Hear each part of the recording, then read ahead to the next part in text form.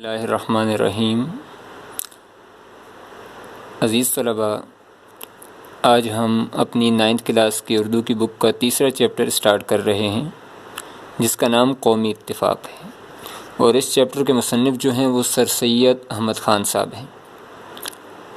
قومی اتفاق یہ بھی ایک اصلاحی مضمون ہے، اور مصنف سر سید احمد خان صاحب کے بارے میں ہم نے حالات زندگی میں یہ بات پڑھی تھی کہ 1857 کی جنگ آزادی کے بعد انہوں نے مسلمانوں کی جو تباہی اور بربادی کے اسباب تھے وہ ڈھونڈنے شروع کیے، اور اسی ضمن میں انہوں نے ایک اصلاحی تحریک بنائی تھی، یعنی مسلمانوں کی اصلاح کے لیے، اصلاح کہتے ہیں درستگی کے لیے ایک تحریک بنائی، جس کے اندر الطاف حسین حالی جیسے اور ڈپٹی نذیر احمد جیسے عظیم مفکر اور ادیب شامل تھے۔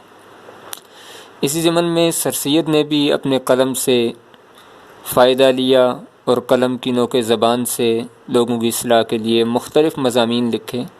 انہی مضامین میں سے ایک مضمون قومی اتفاق بھی ہے۔ اس مضمون کے اندر سر سید احمد خان نے مسلمانوں کی جو موجودہ حالت تھی اس کے بارے میں جو سب سے بڑی کمزوری تھی، اتفاق کا فقدان یا اتفاق کا نہ ہونا، اس کو بیان کیا ہے۔ تو آئیں اب ہم اپنے سبق کی طرف چلتے ہیں، قومی اتفاق۔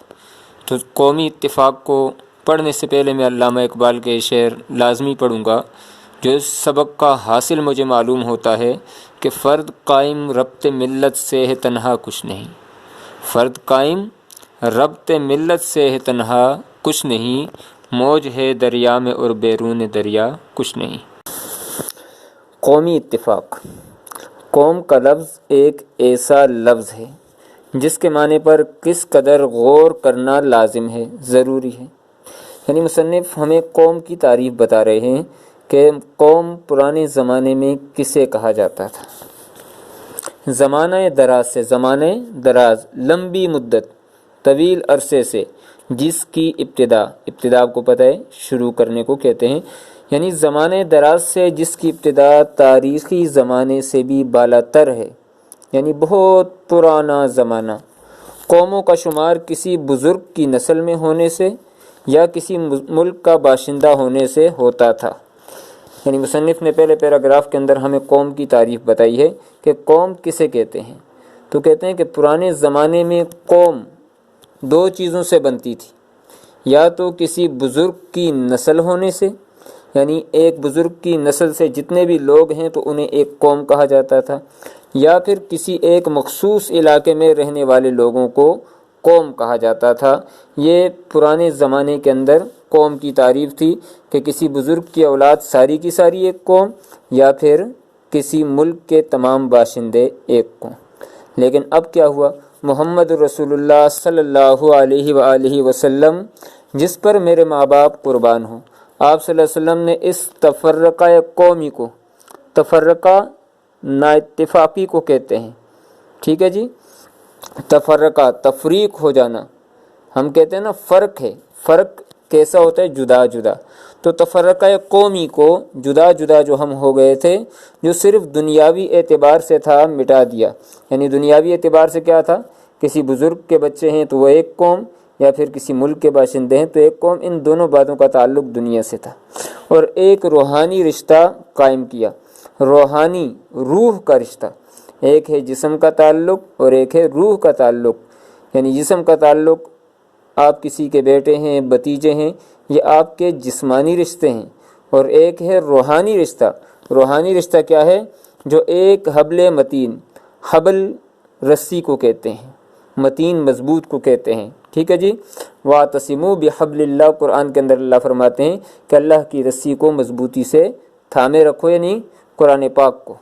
تو کہتے ہیں کہ جو ایک حبل متین لا الہ الا اللہ محمد الرسول اللہ سے مضبوط تھا۔ یعنی آپ صلی اللہ علیہ وسلم نے جب دنیا کے اندر آئے تو آپ نے ان دو باتوں کو مٹا دیا کہ ایک ملک کے باشندے ایک قوم ہیں، یا ایک بزرگ کی اولاد ایک قوم ہے، بلکہ آپ صلی اللہ علیہ وسلم نے ایک روحانی رشتہ قائم کیا، اور اس کی بنیاد کلمہ طیبہ پر تھی۔ تمام قومی سلسلے، تمام قومی رشتے، سب کے سب اس روحانی رشتے کے سامنے نیست و نابود، نیست ختم ہو جانا، ٹھیک ہے جی، نیست و نابود ہو گئے، بالکل ان کا نشان مٹ گیا، نیست و نابود ہو گئے، اور ایک نیا روحانی بلکہ خدائی قومی رشتہ قائم ہو گیا۔ دوسرے پیراگراف کے اندر اہم بات کہ آپ صلی اللہ علیہ وسلم نے آ کر دنیا کے اندر تمام جو دنیاوی رشتے تھے ان کو ختم کر دیا اور ان سے بڑھ کر ایک روحانی رشتہ دے دیا جس کی بنیاد کلمہ طیبہ ہے، یعنی جس نے بھی کلمہ طیبہ پڑھ لیا وہ آپس میں بھائی بھائی ہیں، وہ آپس میں بھائی بھائی ہیں، چاہے ان کا رنگ کالا ہے، چاہے وہ گورے ہیں، چاہے وہ کسی بھی ملک سے تعلق رکھتے ہیں۔ اسلام کسی سے نہیں پوچھتا کہ وہ ترک ہے یا تاجک، یعنی ترکی کا رہنے والا ہے یا تاجکستان کا رہنے والا، وہ افریقہ کا رہنے والا ہے یا عرب کا، وہ چین کا باشندہ ہے یا ماچین کا، یعنی چین یا چین کے علاوہ کا، وہ پنجاب میں پیدا ہوا ہے یا ہندوستان میں، وہ کالے رنگ کا ہے یا گورے رنگ کا، بلکہ جس کسی نے کلمہ طیبہ کو مستحکم کیا، مستحکم کہتے ہیں مضبوط کرنا، وہ ایک قوم ہو گیا، کیونکہ خدا نے خود فرمایا ہے، یہ قرآن پاک کی آیت ہے کہ انما المؤمنون اخوہ فاصلحوا بین اخویکم واتقوا اللہ لعلکم ترحمون۔ ترجمہ مصنف نے لکھا ہے بے شک تمام مومن آپس میں بھائی بھائی ہیں، پس اپنے بھائیوں کے مابین، مابین کے معنی ہیں درمیان، مصالحت صلح کراؤ اور اللہ سے ڈرو تاکہ تم پر رحم کیا جائے۔ اب یہاں پر ایک آیت کا حوالہ مصنف نے دیا اتفاق پر، اور وہ کیا ہے کہ اللہ فرماتے ہیں کہ تمام مومن آپس میں بھائی بھائی ہیں، پس اپنے بھائیوں کے درمیان صلح کرایا کرو، یعنی جھگڑا نہ کرایا کرو تاکہ تم پر رحم کیا جائے۔ اب آگے مصنف جو ہیں موجودہ حالات کی طرف آتے ہیں۔ مجھے اس بات کے دیکھنے سے نہایت افسوس ہے کہ ہم سب آپس میں بھائی بھائی تو ہیں مگر مثل برادران یوسف کے ہیں، یعنی ہم آپس میں بھائی بھائی تو ہیں، ہم کہتے ہیں کہ یہ سارے ہمارے بھائی ہیں، لیکن ہماری مثال حضرت یوسف علیہ السلام کے بھائیوں کی طرح ہے۔ اب یوسف علیہ السلام کے بھائیوں سے ہمیں تشبیہ دے دی، کیوں؟ یوسف علیہ السلام کے بھی 11 بھائی تھے، لیکن یوسف علیہ السلام جو ہیں وہ اپنے بھائیوں کے بغض اور عناد کا شکار ہوئے، انہوں نے بغض اور عناد اور نا اتفاقی کی وجہ سے حضرت یوسف علیہ السلام کو کنویں کے اندر گرا دیا، کیونکہ ان کے باپ حضرت یعقوب جو ہیں وہ حضرت یوسف سے باقی بھائیوں کی بنسبت زیادہ محبت کیا کرتے تھے۔ اب انہوں نے بھی اپنے بھائی کو اٹھا کر کنویں کے اندر پھینک دیا، اور اس کے بعد طویل قصہ ہے جو آپ اکثر سنتے رہتے ہیں، لیکن یہاں پر یہ بات بتانی مقصود ہے۔ مصنف کہتے ہیں کہ ہم بھی آپس میں ایک دوسرے کے بھائی بھائی ہیں، لیکن ایک دوسرے کو گڑھے میں گرانے کی کوشش کرتے ہیں۔ آپس میں دوستی اور محبت، یک دلی، یک دلی کہتے ہیں اتفاق، اور یک جہتی اتحاد کو کہتے ہیں، یعنی آپس میں دوستی اور محبت، یک دلی اور یک جہتی بہت کم ہے۔ حسد کرنا، جن کو ہم کہتے ہیں جلنا کسی سے، بغض، دل میں بات رکھنا، عداوت، دشمنی کا ہر جگہ اثر پایا جاتا ہے، جس کا نتیجہ آپس کی نا اتفاقی ہے۔ شیطان جس نے خدا سے وعدہ کیا کہ میں ضرور ان کو تیری صراط مستقیم، صراط مستقیم سیدھا راستہ، صراط راستے کو کہتے ہیں، مستقیم سیدھے کو کہتے ہیں، سیدھا راستے سے ہٹا کر رہوں گا، یعنی جب اللہ نے شیطان کو مردود کر دیا، حضرت آدم کو سجدہ نہیں کیا، تعظیمی سجدہ، تو اللہ نے کہا کہ آج کے بعد تجھ پر میری لعنت ہے اور تو مردود ہے۔ تو شیطان نے اللہ سے کہا کہ خدایا میں اب اس کے بعد تیرے بندوں کو صراط مستقیم سیدھے راستے سے ہٹانے کی کوشش کروں گا۔ وہ بظاہر ایک مقدس کہتے ہیں پاک اور نورانی ہیلے سے، ہیلے کہتے ہیں بہانے کو، ان روحانی بھائیوں میں نفاق، منافقت ڈالنے میں کامیاب ہو جاتا ہے، اور جس طرح کہ ہمارے باپ حضرت آدم علیہ السلام اس کے فریب کہتے ہیں دھوکے کو خالص دوستی سمجھ کر دھوکے میں آ گئے۔ حضرت آدم علیہ السلام کا قصہ بھی قرآن پاک کے اندر آپ سنتے ہیں کہ جنت کے اندر اماں ہوا کے ساتھ رہتے تھے، اور شیطان کے بہکانے کی وجہ سے انہوں نے وہ گندم کا دانہ کھا لیا۔ اس نے کہا کہ جو یہ کھائے گا وہ ہمیشہ جنت کے اندر رہے گا۔ اب آدم علیہ السلام اس کے بہکاوے کے اندر آ گئے، لیکن اصل بات یہ ہے کہ اللہ نے دنیا کو بنانا تھا، حضرت آدم علیہ السلام کو کسی بہانے سے جنت سے نکلنا تو تھا، اب شیطان کے بہکانے کی وجہ سے نکل گئے۔ تو مصنف کہتا ہے کہ جس طریقے سے حضرت آدم کو فریب دیا، جرم آدم نے کیا اور ابن آدم کو سزا، کاٹتا ہوں وہ کہ جو میں نے کبھی بویا نہیں۔ شاعر یہی کہتا ہے کہ آدم علیہ السلام کو وہ گندم کا دانہ کھانے کی وجہ سے جنت سے نکلنا پڑا، تو کہتے ہیں جیسے حضرت آدم کو بہکایا، فریب دیا، اسی طرح ہم بھی اس کے دھوکے میں آ جاتے ہیں، اور نفاق کو جو ہر حالت میں مردود کہتے ہیں ناپسندیدہ یا ذلیل ہے، ایک مقدس لباس، مقدس پاکیزہ لباس پہناتے ہیں۔ ہم اپنی ناسمجھی سے اس مقدس مذہبی لباس کو خلعت سمجھتے ہیں۔ خلعت وہ قیمتی لباس جو بادشاہ کی طرف سے بطور انعام دیا جاتا ہے۔ خلعت قیمتی لباس جو بادشاہ کی طرف سے بطور انعام دیا جاتا ہے۔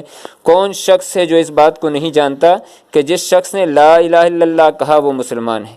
اب جس نے لا الہ الا اللہ کہہ دیا وہ تو مسلمان ہے۔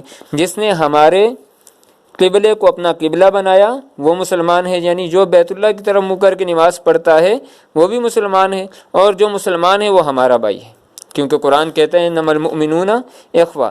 امام اعظم فرماتے ہیں، امام اعظم ابو حنیفہ، ٹھیک ہے، ان کا نام تھا نعمان بن ثابت۔ ابو حنیفہ ان کی کنیت تھی اور امام اعظم ان کا لقب تھا، نعمان بن ثابت، ٹھیک ہے، امام اعظم یہاں پر لکھا ہے، ابو حنیفہ ان کی کنیت ہے، اسی سے مشہور ہیں۔ امام اعظم فرماتے ہیں ہم اہل قبلہ کو کافر نہیں کہتے، یعنی جو ایک قبلے کی طرف منہ کر کے نماز پڑھتے ہیں ان کو کافر نہ کہو، ٹھیک ہے، بئی ہما فروعی مسائل میں اختلاف ہونے کی وجہ سے، ہونے کی نسبت کسی طرح ہماری قوم نے اس حبل متین کی بندش کو توڑا ہے، بئی ہما، اس کے باوجود، بئی ہما کا معنی کیا ہے؟ اس کے باوجود فروعی مسائل، معاشرتی مسائل، غیر اہم مسائل، یعنی جن کا تعلق شریعت سے نہیں ہے، مذہب سے نہیں ہے، خدا کی ذات سے نہیں ہے، تو مصنف کہتے ہیں اس کے باوجود عام مسائل میں اختلاف ہونے کی وجہ سے کس طرح ہماری قوم نے اس حبل متین یعنی مضبوط رسی کی بندش کہتے ہیں جوڑ، جو ہم ایک چیز کو دوسری چیز سے جوڑنے کے لیے لگاتے ہیں، بندش کو توڑا ہے، اور اس رشتے اخوت کہتے ہیں بھائی چارے کو، جسے خود خدا نے قائم کیا تھا، چھوڑا ہے۔ یعنی اس پیراگراف کے اندر حوالہ دیا کہ امام اعظم ابو حنیفہ جن کی فقہ پر ہم عمل کرتے ہیں وہ کہتے ہیں کہ اہل قبلہ کو کافر نہ کہو، جس نے لا الہ الا اللہ کہہ دیا اور قبلے کی طرف منہ کر کے نماز پڑھتا ہے اس کو کافر نہ کہو، لیکن ہماری نااہلی اور ناسمجھی کہ عام مسائل کے اندر بھی ہم اختلاف کی وجہ سے ایک دوسرے کو کافر کہتے ہیں اور اس عظیم رشتے کو توڑ دیتے ہیں۔ ان نا اتفاقیوں نے ہماری قوم کو نہایت ضعیف کہتے ہیں کمزور اور ٹکڑے ٹکڑے کر دیا ہے۔ جمعیت، اتفاق، جمع ہونا، ٹھیک ہے، جمعیت کی برکت ہماری قوم سے جاتی رہی ہے۔ قومی ہمدردی، قومی ترقی اور قومی امور امر کی جمع ہے، کاموں کو کہتے ہیں۔ قومی امور کے سر انجام کہتے ہیں پورا کرنا۔ سر انجام دینے میں اس نالائق نا اتفاقی نے بہت کچھ اثر بد کہتے ہیں برا اثر پہنچا ہے۔ پس ہماری قومی ترقی کا سب سے اول مرحلہ یہ ہے کہ ہم آپس کی محبت سے اس عداوت کہتے ہیں دشمنی اور نفاق کو یکتائی، پہلے ہم پڑھ چکے ہیں اتفاق، اور یک جہتی سے مبدل کریں، ٹھیک ہے جی، تبدیل کرنے۔ اس پیراگراف میں مصنف نے ہمیں نصیحت کی ہے کہ جو ہماری قومی ہمدردی ہے، قومی ترقی ہے، اور جو ہمارے قومی کام ہیں ان کے سر انجام دینے میں ہمیں اتفاق سے کام لینا چاہیے۔ یکتائی اور یکجہتی سے میرا یہ مقصد نہیں ہے کہ سب لوگ اپنے اپنے عقائد چھوڑ کر کسی ایک عقیدے پر قائم ہو جائیں، ایسا تو نہ اب ہو سکتا ہے اور نہ پہلے ہوا ہے، نہ آئندہ ہو سکے گا، یعنی ساری دنیا کے لوگ ایک ہی عقیدے پر قائم نہیں ہو سکتے۔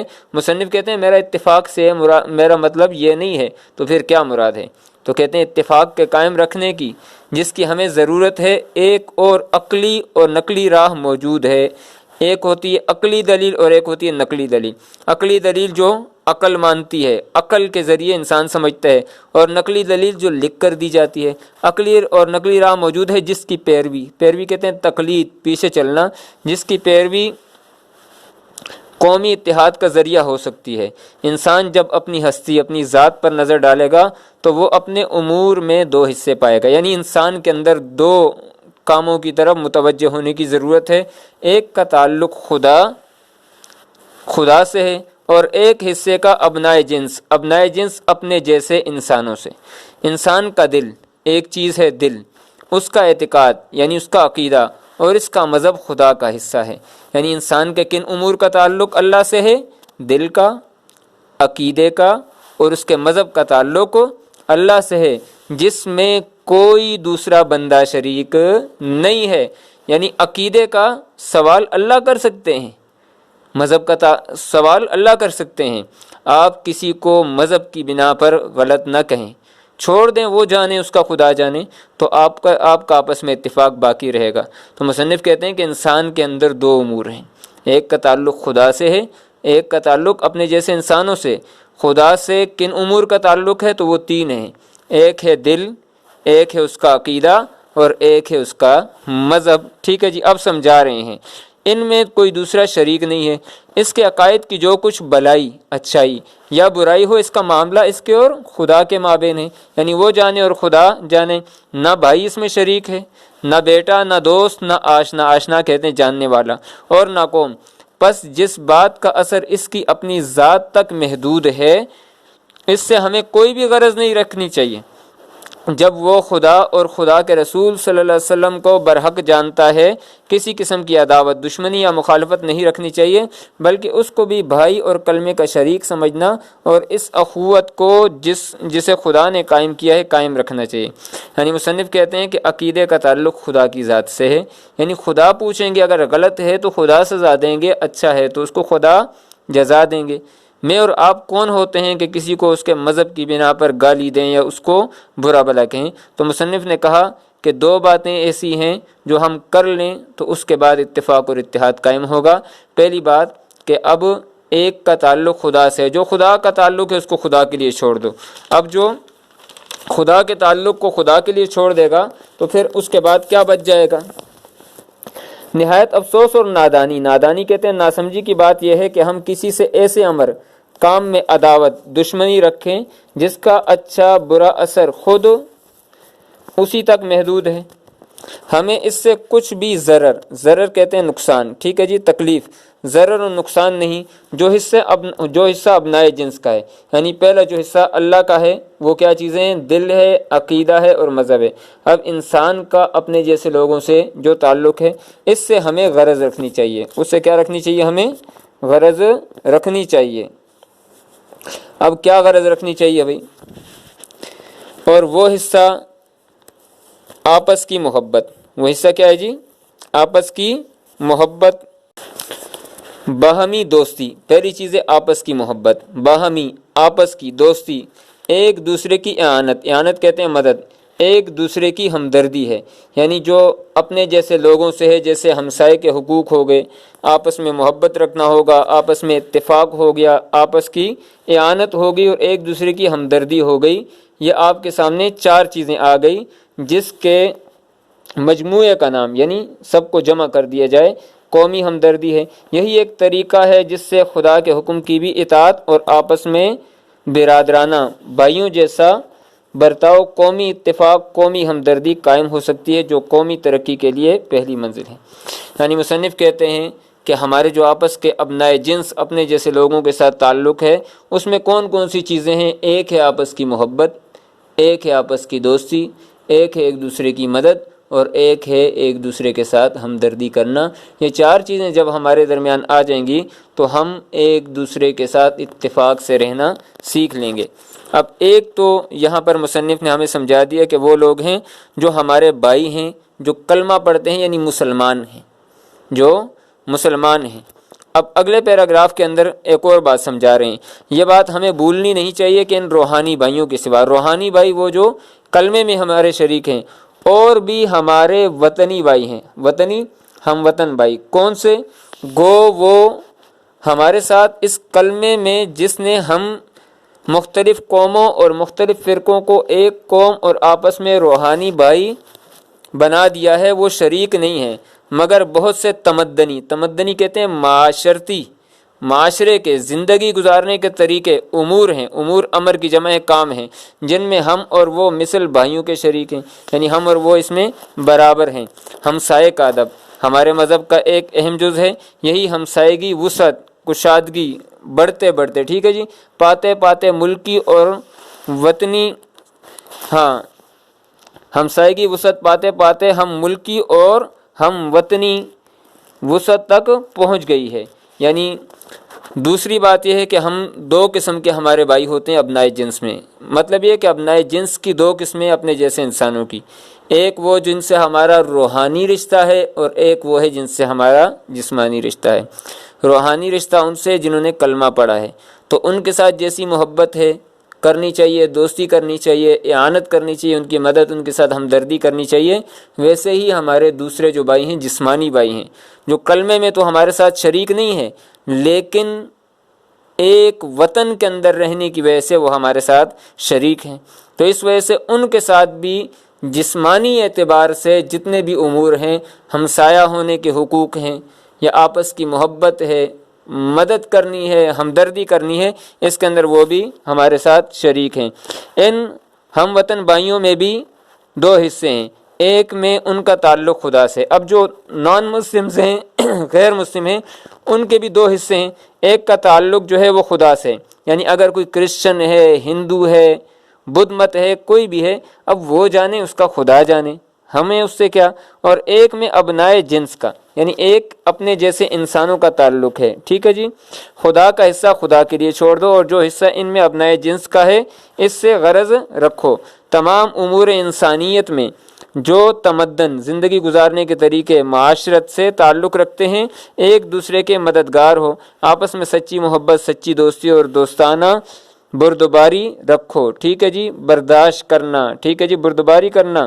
اتفاق کی خوبیاں لوگوں نے بہت کچھ بیان کی ہیں، یعنی بہت سارے لوگ اتفاق کی خوبیاں بیان کرتے ہیں، اور وہ ایسی ظاہر کہتے ہیں واضح ہیں کہ کوئی شخص اتفاق سے بھی ان کو بھول نہیں سکتا۔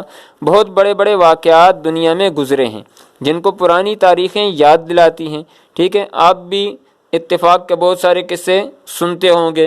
وہ لکڑیوں کے گٹھے والا کے والد صاحب نے لکڑیوں کا گٹھا 3 بھائیوں کو دیا اور اس کے بعد کہا کہ اب ان کو توڑو، وہ نہیں توڑ سکے، اور اس کے بعد جب ایک ایک لکڑی کر کے دی تو وہ ٹوٹ گئی۔ تو اتفاق کی بہت ساری مثالیں ہم سنتے ہیں، یعنی مثالیں ہم نے بہت سنی، مصنف یہی بات سمجھا رہے ہیں، اور جن کی یاد سے ایک عجیب اثر ہمارے دلوں میں ہوتا ہے، وہ سب باہمی آپس کے اتفاق کا نتیجہ ہے۔ ایک ناچیز کہتے ہیں حقیر، ریشہ گیا، گھاس کا تنکا جو نہایت کمزور ہوتا ہے، باہمی آپس کے اتفاق سے ایسا قوی کہتے ہیں مضبوط اور زبردست ہو جاتا ہے کہ بڑی سے بڑی قوت کا مقابلہ کرتا ہے۔ یعنی ایک گھاس کا تنکا لے لیں یا دھاگا لے لیں، آپ بہت سارے پتلے پتلے دھاگوں کو لے کر ان کو جب آپ بٹنا شروع کر دیتے ہیں، بنانا شروع کر دیتے ہیں، وہ مضبوط رسی بن جاتی ہے۔ اب اس کو آپ جتنا بھی کھینچیں وہ ٹوٹتی نہیں ہے، کیونکہ وہ بہت سارے ایک ساتھ مل چکے ہیں دھاگے، تو اس کو اتفاق کہتے ہیں۔ ویسے ہی یہاں تنکے کی مثال دی ہے گھاس کا، تو کہتے ہیں کہ پھر وہ ٹوٹتا نہیں ہے، بڑی بڑی قوت کا مقابلہ کر سکتا ہے۔ اس وقت تعلیم یافتہ ممالک میں، ٹھیک ہے جی، ترقی یافتہ ممالک میں جو ترقی یا مہذب کہتے ہیں تہذیب یافتہ ملکوں میں جو کچھ طاقت ہے وہ سب اتفاق کی بدولت ہے، یعنی دنیا کے اندر جتنی بھی بڑی طاقتیں ہیں وہ اتفاق کی وجہ سے بنی ہیں۔ اس زمانے میں ہمارے قومی تنزل کہتے ہیں زوال کا بڑا سبب یہ ہے کہ ہم قومی اتفاق کو بھول گئے ہیں، کسی کو بجز کہتے ہیں سوائے ذاتی منفعت فائدہ کے قومی بلائی یا قومی منفعت کا خیال بھی نہیں آتا ہے۔ اگر کوئی کچھ کرتا بھی ہے تو اس کو پہلے اپنی ذاتی غرض مد نظر کے سامنے ہوتی ہے، اور قومی بلائی کے پردے سے اس کی پردہ پوشی کرتے ہیں، چھپانا کرنا چاہتا ہے۔ یہی وجہ ہے کہ ہمارے کاموں میں برکت نہیں ہوتی ہے۔ اب یہاں اس پیراگراف کے اندر مصنف نے ہمیں یہ بات سمجھائی ہے کہ ہمارے کاموں میں برکت کیوں نہیں ہے۔ ہمارے کاموں میں برکت اس وجہ سے نہیں ہے کہ ہم اپنے ذاتی مفاد کو مقدم رکھتے ہیں اور قومی مفاد کو مؤخر رکھتے ہیں۔ اگر قومی مفاد کے لیے کوئی کام ہوتا ہے وہ کرتے بھی ہیں تو اس کے اندر بھی پہلے اپنا ذاتی مفاد رکھتے ہیں۔ ایکسرسائز میں بھی یہ سوال آ رہا ہے، ہم انشاءاللہ خلاصے میں دوبارہ اس کو ریپیٹ کریں گے کہ ہمارے کاموں میں برکت کیوں نہیں ہے، کیونکہ ہم نے اپنی ذات کو قومی مفاد سے مقدم کر دیا ہے۔ میں یہ نہیں کہتا کہ ہماری قوم میں نیکی کا خیال نہیں ہے، کیسی عالی شان، بڑی شاندار شان والی مسجدیں، کیسی نفیس کہتے ہیں عمدہ خانقاہیں، خانقاہ کہتے ہیں درویشوں کا عبادت کا مقام، درویشوں کا ٹھکانہ، عبادت گاہ، یعنی ان کی نیکی کی یادگاریں موجود ہیں اب بھی ہر شہر اور ہر قصبے میں۔ قصبہ کہتے ہیں آبادی کا وہ مقام جو شہر سے چھوٹا ہوتا ہے اور گاؤں سے بڑا ہوتا ہے۔ ہر قصبے میں دیکھو گے کہ لوگ کس قدر خیرات کرتے ہیں، یعنی بہت زیادہ خیرات کرتے ہیں۔ حج و زیارت میں روپیہ خرچ کرتے ہیں، یعنی زیارت کے لیے جاتے ہیں، نبی علیہ السلام کے روزے کی زیارت کرنا، ٹھیک ہے جی، یہ زیارت ہو گئی۔ حج کے لیے جاتے ہیں، بیت اللہ جانا، مسجدیں بنواتے ہیں، ایسا کوئی کام جس میں ان کی دانش کہتے ہیں سمجھ یا سوچ میں مذہبی نیکی ہو، دل و جان سے مصروف ہوتے ہیں، یعنی کوئی بھی کام ایسا ہو جس میں وہ سمجھتے ہیں نیکی ہے تو وہ کرتے ہیں، جیسے مسجدیں بنانا، بیت اللہ کی حج کے لیے چلے جانا، نبی علیہ السلام کے روزے کی زیارت کے لیے چلے جانا، یا اچھے لوگوں کے پاس چلے جانا، یا خیرات کرنا، یہ سارے کام ہم کرتے ہیں۔ تو مصنف یہ بات سمجھا رہے ہیں کہ یہ سارے کے سارے کام ہم کرتے ہیں اور اپنی سمجھ کے مطابق ہم یہ سمجھتے ہیں نیکی ہے، اس نیت سے یہ کام کیے جاتے ہیں کہ قیامت میں ان کو اس کا بدلہ ملے گا۔ اور روز حشر کہتے ہیں قیامت کے دن ان کو ثواب ملے گا۔ قومی اتفاق کی کوشش اس سے بھی بڑی نیکی ہے۔ مصنف کہتے ہیں یہ جو آپ کام جتنے گنوائے گئے ہیں، مسجدیں بنانا، زیارت کے لیے جانا، حج کے لیے جانے، یہ ساری باتیں اپنی جگہ، لیکن قومی اتفاق بڑی نیکی ہے۔ جب قوم کا ہر فرد دل و جان سے اس کوشش میں شریک ہوگا تو ہم بھی اپنے ماضی کی شان حاصل کر سکیں گے۔ یہ سبق مقالات سر سید سے ماخوذ ہے جو اس کے حصہ دوازدہم 12 کو کہتے ہیں، ٹھیک ہے جی، مرتبہ مولانا محمد اسماعیل پانی پتی۔ تو آج کا جو سبق ہم نے پڑھا ہے قومی اتفاق، اس پر آ جاتے ہیں کہ قومی اتفاق سبق کا خلاصہ جو ہے وہ ہمارا یہی ہے کہ اس سبق میں پہلے ہمیں قوم کی تعریف بتائی گئی۔ تو قوم کی تعریف ہم نے کیا پڑھی؟ قوم کی تعریف یہی پڑھی کہ پہلے زمانے میں قوم اسے کہتے تھے جو کسی بزرگ کی اولاد بہت سارے لوگ ہیں وہ قوم ہے، یا کسی ملک کے باشندے قوم ہے۔ لیکن محمد رسول اللہ صلی اللہ علیہ وسلم کے آنے کے بعد یہ ساری کی ساری باتیں ختم ہو گئی اور قوم کا مطلب یہ ہو گیا کہ جس نے کلمہ طیبہ پڑھ لیا وہ سارے کے سارے ایک قوم ہو گئے۔ پھر اس کے بعد دوسری بات کہ برادران یوسف سے تشبیہ دی، تو کیا مطلب ہے؟ تو برادران یوسف سے اس وجہ سے تشبیہ دی کہ جس طریقے سے برادران یوسف علیہ السلام کے بھائی اپنے بھائی سے منافقت رکھتے تھے، بغض رکھتے تھے، ویسے ہی آج ہم بھی بھائی تو ہیں لیکن ہمارے درمیان بھی اتفاق اور اتحاد نہیں ہے۔ اور اس کے بعد تیسرا اہم جز کہ اتفاق پر کوئی آیت یا حدیث، تو آیت یہی ہے کہ ہم نے سبق کے اندر پڑھی کہ اللہ رب العزت فرماتے ہیں کہ تمام مسلمان آپس میں بھائی ہیں، آپس میں صلح کرایا کرو اور اللہ سے ڈرا کرو تاکہ تم پر رحم کیا جائے۔ پھر اس کے بعد سبق کے اہم جز کی طرف آ جاتے ہیں کہ مصنف نے فرمایا کہ انسان کے لیے 2 امور ہیں، انسان کے لیے 2 امور ہیں۔ کون کون سے بھائی؟ پہلا جو ہے وہ ہے اس کا تعلق خدا سے ہے، اور اس میں 3 باتیں ہیں۔ ایک انسان کا دل، عقیدہ اور مذہب، اس کا تعلق خدا سے ہے، یعنی جو امور خدا کے لیے ہیں وہ 3 ہیں، دل، عقیدہ اور مذہب۔ اب ان کا تعلق خدا سے ہے، ان کے بارے میں خدا ہی پوچھے گا دل میں کیا ہے، میں اور آپ، یہ نہیں ہے کہ بھئی یہ میرے لیے دل میں یہ ایسا رکھتا ہے، یا عقیدے کے اعتبار سے کسی سے نفرت کریں یا مذہب کے اعتبار سے نفرت کریں۔ عقیدہ، مذہب اور دل کے اعتبار سے ہم نفرت نہیں کر سکتے، ان کا تعلق خدا سے ہے، خدا اس کے بارے میں قیامت کے دن پوچھے گا۔ تو مصنف کہتے ہیں کہ انسان کے لیے 2 امور ہیں، پہلا امر اللہ کے لیے ہے اور اس میں 3 باتیں ہیں، دل، عقیدہ اور مذہب۔ پھر اس کے بعد مصنف نے کہا کہ دوسرا جو ہے وہ ابنائے جنس سے ہے۔ ابنائے جنس سے مراد کیا ہے جی؟ اپنے جیسے لوگ۔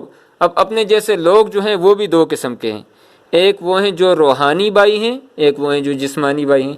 روحانی بھائی اس کو کہتے ہیں جو ہمارے ساتھ کلمے میں شریک ہیں، جسمانی بھائی وہ ہیں جو ہمارے ساتھ وطن میں شریک ہیں، جیسے نان مسلمز، غیر مسلم جو ہیں، عیسائی ہو گئے، بدھ مت ہو گئے، ہندو ہو گئے، اگر پاکستان میں رہتے ہیں وہ ہمارے بھائی ہیں لیکن جسمانی بھائی ہیں۔ اب یہ دونوں بھائی جو ہیں یہ ہمارے ساتھ کن باتوں میں شریک ہیں؟ تو وہ کہتے ہیں کہ انسان کے وہ امور جن کا تعلق اپنے جیسے لوگوں سے ہے، ان میں آپس کی محبت ہے، آپس کی دوستی ہے، اعانت یعنی مدد کرنا ہے، اور ہمدردی ہے۔